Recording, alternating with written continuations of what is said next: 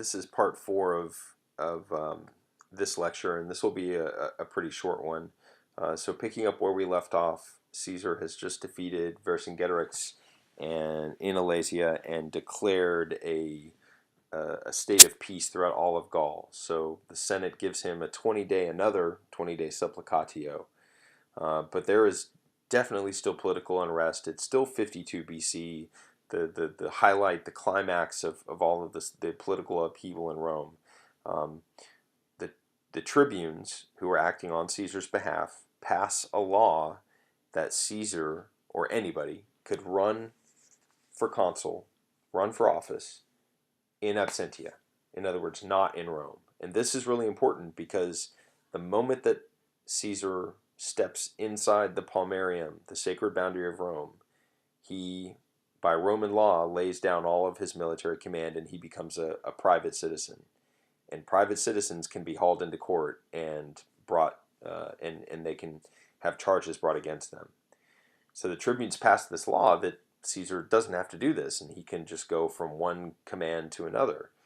Pompey and the Senate say, no way, can't do it, and they invalidate it. And so as it stands, if Caesar wants to keep being consul, or rather proconsul, or keep running for office, he has to go into the city and become a private citizen first.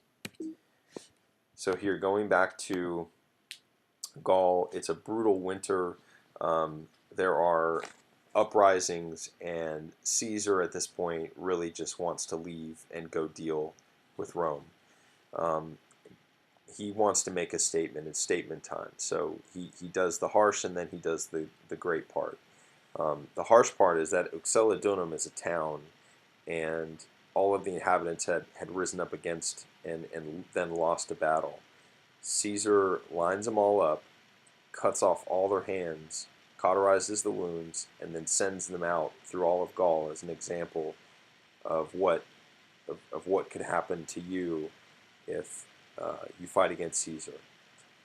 At the same time, he goes on sort of a publicity campaign to exclaim his generosity, and whatever we might think of this, we know it pretty much worked because the entire year of 50 is peaceful.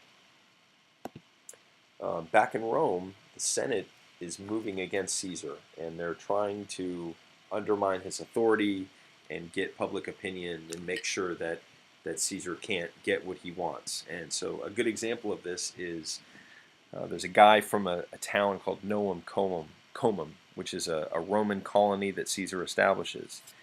And the guy is, he's whipped, he's flogged in response to some crime. And you can't do that to a Roman citizen, but the consul ordered it. So this is sort of the Senate's way of declaring that this Roman colony that Caesar has established isn't actually a legal Roman colony. There's a guy named Sulpicius Rufus in Rome that kind of whips up a frenzy and starts talking about, well, there's going to be a civil war. And the Senate is as factious as ever.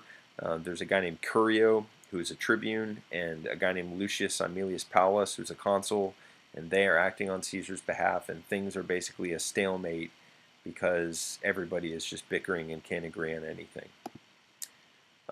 Curio basically comes up with this idea to compromise and says, okay, well, if Pompey lays down his troops, then Caesar will lay down his troops.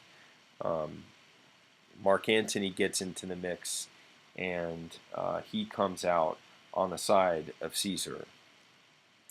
In 49, Caesar is done pacifying, and I'm using air quotes here, you just can't see it, Gaul.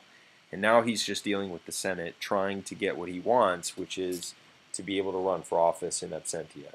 So he is right on the outskirts of the Italian border, and dispatches are sent back and forth, back and forth, back and forth. Each side is compromising, but not happy with the other side's compromise. And eventually, on January 7th, I think, January 7th, a Senatus Consultum Ultimum is passed and gives Pompey control. And then on January 10th, Caesar says, "Well, I don't have any choice," and he crosses the Rubicon River with his army, effectively declaring war against Rome.